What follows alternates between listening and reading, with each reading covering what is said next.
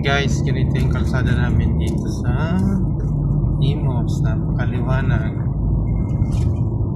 Ito yung kung di ako nagkakamali, yung tawag na drive, Malagasang Farm to Market Road. Ayan, liwanag, saka malinis. Sa oras na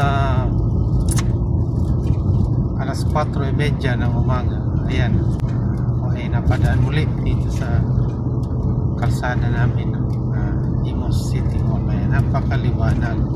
Yan, may nagja-jogging pa, may naglalakad pala. Tama. Ayan guys, napakagandang tingnan, napakaliwanag talaga. Ayan, sa pamumuno po ng aming mayor na si Alex Adintulan. May nakalagay pa sa patrol AA.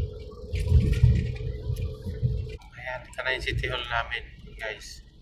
Okay, good morning.